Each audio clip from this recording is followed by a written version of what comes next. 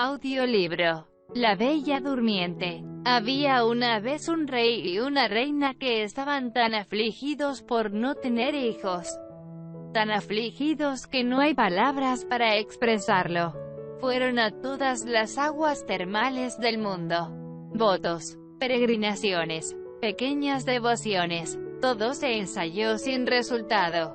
Al fin, sin embargo, la reina quedó encinta y dio a luz una hija. Se hizo un hermoso bautizo. Fueron madrinas de la princesita todas las hadas que pudieron encontrarse en la región. Eran 7, para que cada una de ellas, al concederle un don, como era la costumbre de las hadas en aquel tiempo, colmara a la princesa de todas las perfecciones imaginables. Después de las ceremonias del bautizo, todos los invitados volvieron al palacio del rey, donde había un gran festín para las hadas. Delante de cada una de ellas habían colocado un magnífico juego de cubiertos en un estuche de oro macizo, donde había una cuchara, un tenedor y un cuchillo de oro fino, adornado con diamantes y rubíes. Cuando cada cual se estaba sentando a la mesa, vieron entrar a una hada muy vieja que no había sido invitada porque hacía más de 50 años que no salía de una torre y la creían muerta o hechizada. El rey le hizo poner un cubierto, pero no había forma de darle un estuche de oro macizo como a las otras, pues solo se habían mandado a hacer 7. Para las 7 hadas, la vieja creyó que la despreciaban y murmuró entre dientes algunas amenazas. Una de las hadas jóvenes que se hallaba cerca la escuchó y pensando que pudiera hacerle algún don enojoso a la princesita, fue, apenas se levantaron de la mesa, a esconderse tras la cortina, a fin de hablar la última y poder así reparar en lo posible el mal que la vieja hubiese hecho. Entretanto, las hadas comenzaron a conceder sus dones a la princesita. La primera le otorgó el don de ser la persona más bella del mundo. La siguiente el de tener el alma de un ángel. La tercera el de poseer una gracia admirable en todo lo que hiciera. La cuarta el de bailar a las 1000 maravillas. La quinta el de cantar como un ruiseñor. Y la sexta el de tocar toda clase de instrumentos musicales a la perfección. Llegado el turno de la vieja hada, esta dijo, meneando la cabeza, más por despecho que por vejez, que la princesa se pincharía la mano con un huso asterisco, lo que le causaría la muerte. Este don terrible hizo temblar a todos los asistentes y no hubo nadie que no llorara. En ese momento, el hada joven salió de su escondite y en voz alta pronunció estas palabras. Tranquilos, rey y reina, la hija de ustedes no morirá. Es verdad que no tengo poder suficiente para deshacer por completo lo que mi antecesora ha hecho. La princesa se clavará la mano con un huso, pero en vez de morir, solo caerá en un sueño profundo que durará 100 años, al cabo de los cuales el hijo de un rey llegará a despertarla. Para tratar de evitar la desgracia anunciada por la anciana, el rey hizo publicar de inmediato un edicto, mediante el cual, bajo pena de muerte, prohibía a toda persona hilar con huso y conservar husos en casa. Pasaron 15 o 16 años. Un día en que el rey y la reina habían ido a una de sus mansiones de recreo, sucedió que la joven princesa, correteando por el castillo, subiendo de cuarto en cuarto, llegó a lo alto de un torreón, a una pequeña buhardilla donde una anciana estaba sola hilando su copo. Esta buena mujer no había oído hablar de las prohibiciones del rey para hilar en huso. ¿Qué haces aquí, buena mujer?, dijo la princesa. Estoy hilando. Mi bella niña, le respondió la anciana, que no la conocía. Ah, qué lindo es, replicó la princesa. ¿Cómo lo haces? Dame a ver si yo también puedo. No hizo más que coger el uso, y siendo muy viva y un poco atolondrada, aparte de que la decisión de las hadas así lo habían dispuesto. Cuando se clavó la mano con él cayó desmayada. La buena anciana, muy confundida, clama socorro. Llegan de todos lados, echan agua al rostro de la princesa, la desabrochan, le golpean las manos, le frotan las sienes con agua de la reina de Hungría, pero nada la reanima. Entonces el rey, que acababa de regresar al palacio y había subido al sentir el alboroto, se acordó de la predicción de las hadas, y pensando que esto tenía que suceder ya que ellas lo habían dicho, hizo poner a la princesa en el aposento más hermoso del palacio, sobre una cama bordada en oro y plata. Se veía tan bella que parecía un ángel, pues el desmayo no le había quitado sus vivos colores. Sus mejillas eran encarnadas y sus labios como el coral. Solo tenía los ojos cerrados, pero se la oía respirar suavemente, lo que demostraba que no estaba muerta. El rey ordenó que la dejaran dormir en reposo, hasta que llegase su hora de despertar. El hada buena que le había salvado la vida, al hacer que durmiera 100 años, se hallaba en el reino de Matakin, a 12.000 leguas de allí, cuando ocurrió el accidente de la princesa. Pero en un instante recibió la noticia traída por un enanito que tenía botas de 7 leguas. Eran unas botas que recorrían 7 leguas en cada paso. El hada partió de inmediato, y al cabo de 1 hora la vieron llegar en un carro de fuego tirado por dragones. El rey la fue a recibir dándole la mano a la bajada del carro.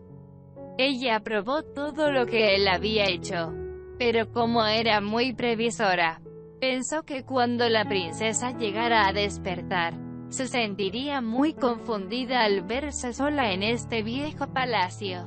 Hizo lo siguiente: tocó con su varita todo lo que había en el castillo, salvo al rey y a la reina, ayas, damas de honor, sirvientas, gentilhombres, oficiales, mayordomos, cocineros. Tocó también todos los caballos que estaban en las caballerizas, con los palafreneros, los grandes perros de gallinero, y la pequeña Puff, la perrita de la princesa que estaba junto a ella sobre el lecho. Junto con tocarlos, se durmieron todos, para que despertaran al mismo tiempo que su ama, a fin de que estuviesen todos listos para atenderla llegado el momento. Hasta los asadores, que estaban al fuego con perdices y faisanes, se durmieron, y también el fuego. Todo esto se hizo en un instante. Las hadas no tardaban en realizar su tarea. Entonces el rey y la reina, luego de besar a su querida hija sin que ella despertara, salieron del castillo e hicieron publicar prohibiciones de acercarse a él a quien quiera que fuese. En todo el mundo, estas prohibiciones no eran necesarias, pues en un cuarto de hora creció alrededor del parque tal cantidad de árboles grandes y pequeños, de zarzas y espinas entrelazadas unas con otras, que ni hombre ni bestia habría podido pasar, de modo que ya no se divisaba sino lo alto de las torres del castillo. Y esto solo de muy lejos. Nadie dudó de que esto fuese también obra del hada para que la princesa, mientras durmiera, no tuviera nada que temer de los curiosos. Al cabo de 100 años, el hijo de un rey que gobernaba en ese momento y que no era de la familia de la princesa dormida, andando de casa por esos lados, preguntó qué eran esas torres que divisaba por encima de un gran bosque muy espeso. Cada cual le respondió según lo que había oído hablar. Unos decían que era un viejo castillo poblado de fantasmas, otros, que todos los brujos de la región celebraban allí sus reuniones. La opinión más corriente era que en ese lugar vivía un ogro y llevaba allí a cuanto niño podía atrapar, para comérselo a gusto y sin que pudieran seguirlo, teniendo él solamente el poder para hacerse un camino a través del bosque.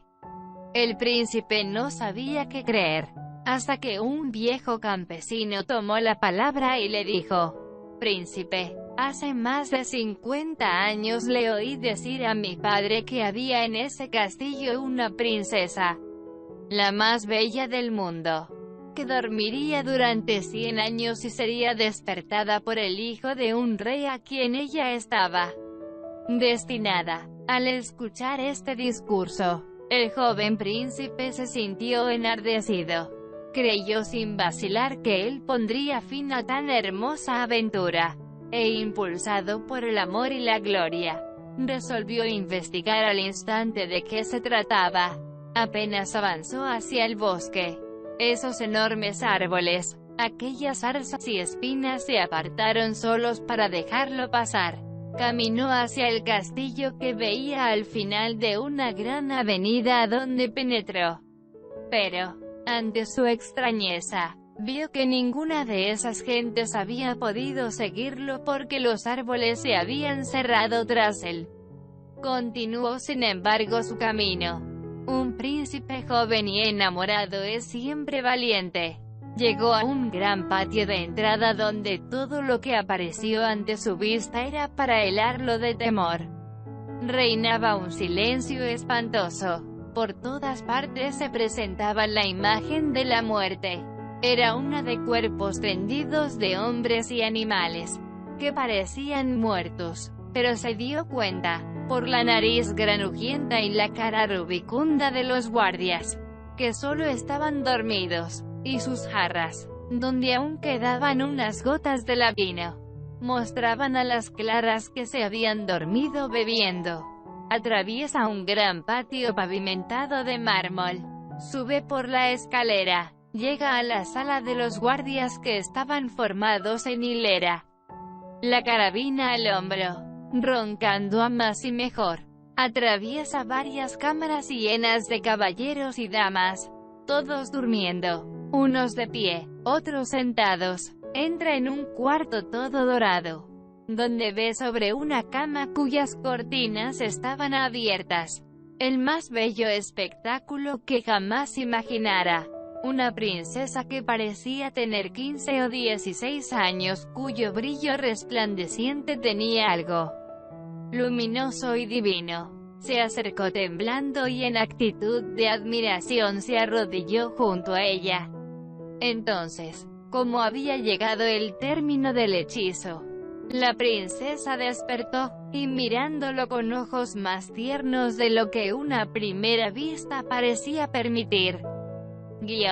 «¿Eres tú, príncipe mío?», le dijo ella. «Bastante te has hecho esperar».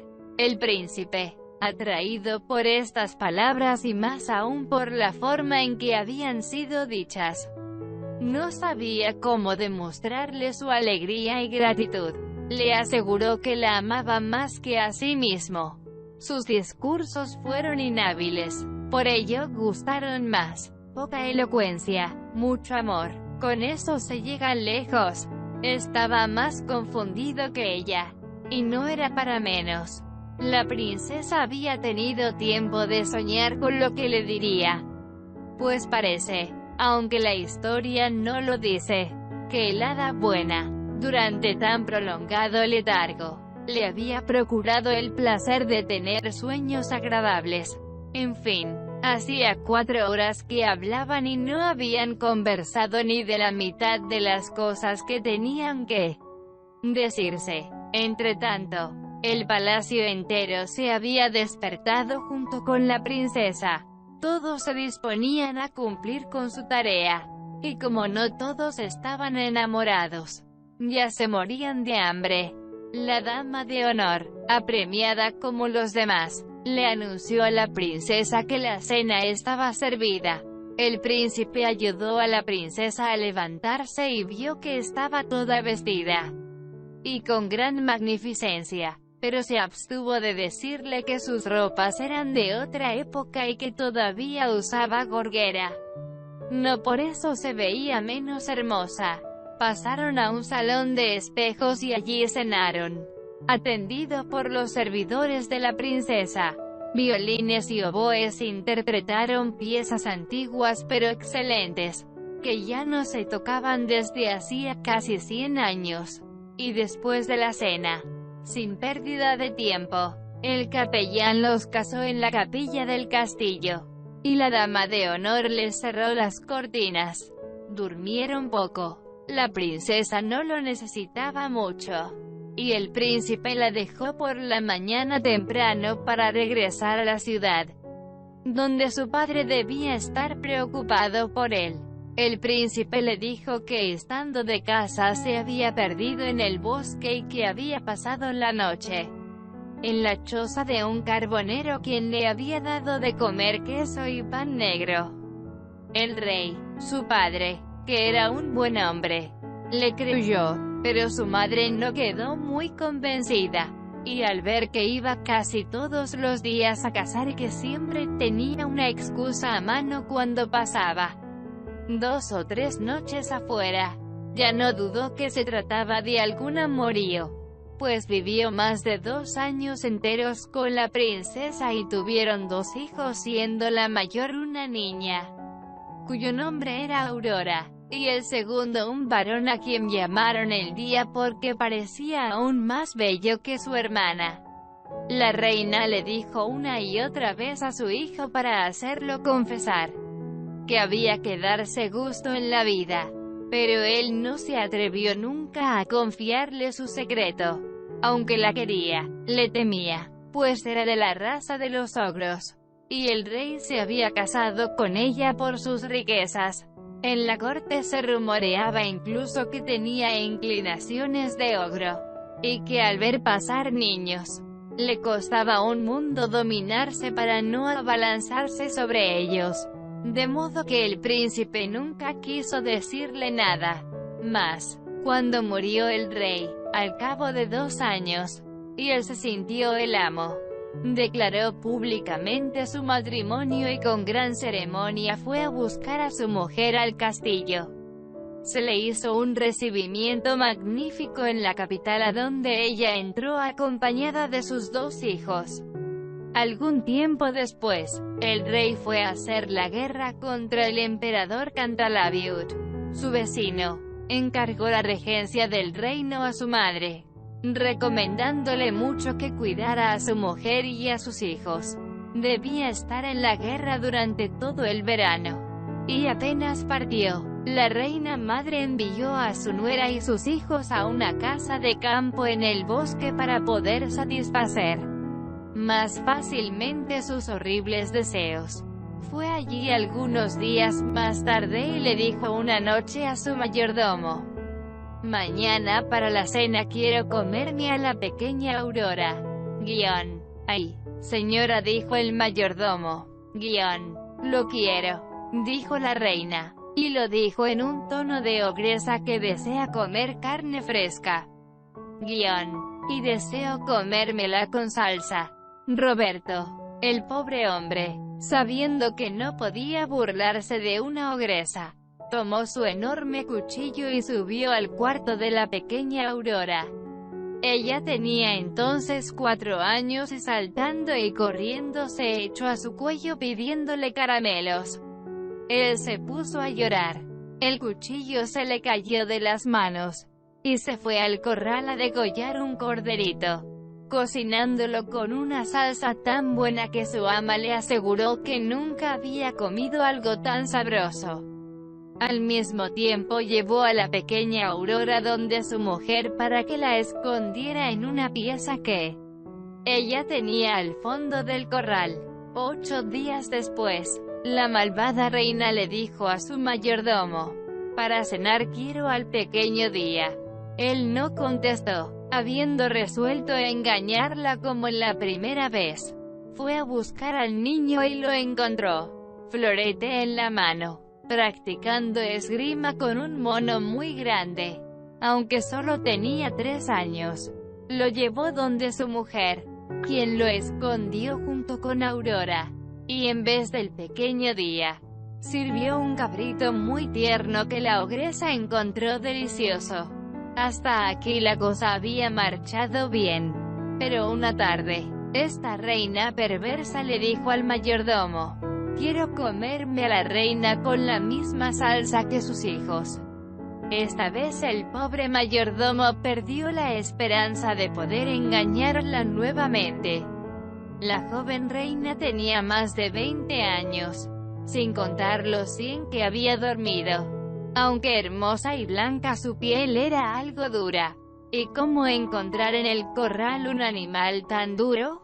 Decidió entonces, para salvar su vida, degollar a la reina, y subió a sus aposentos con la intención de terminar de una vez. Tratando de sentir furor y con el puñal en la mano, entró a la habitación de la reina. Sin embargo, no quiso sorprenderla y en forma respetuosa le comunicó la orden que había recibido de la reina. «Madre, cumple con tu deber», le dijo ella, tendiendo su cuello. «Ejecuta la orden que te han dado. Iré a reunirme con mis hijos, mis pobres hijos tan queridos», pues ella los creía muertos desde que los había sacado de su lado sin decirle nada. «No, no, señora», le respondió el pobre mayordomo, enternecido. «No morirás, y tampoco dejarás de reunirte con tus queridos hijos, pero será en mi casa donde los tengo escondidos. Y otra vez engañaré a la reina, haciéndole comer una cierva en lugar tuyo».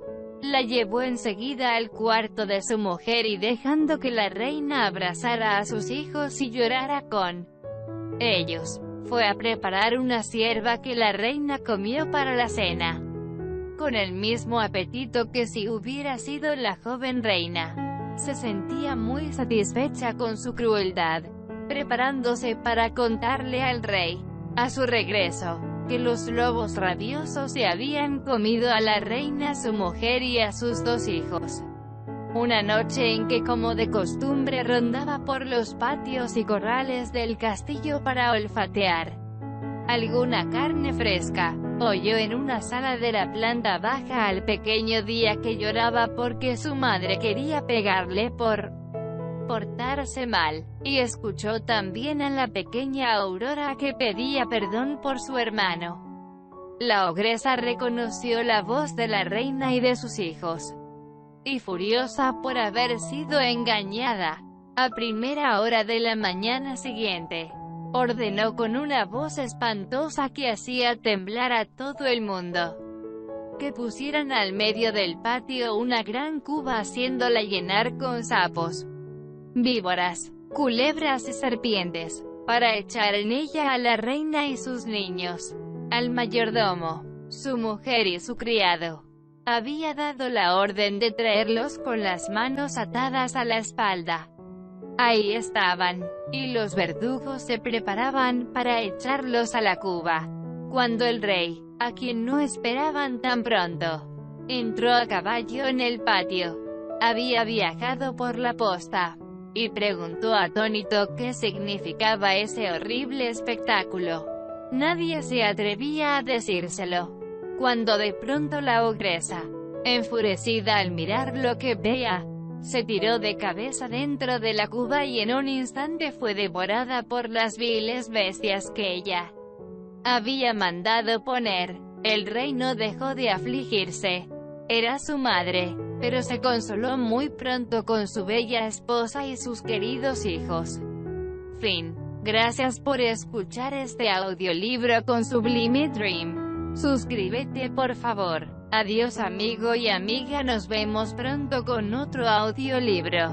Saludos. Que tengas un lindo día.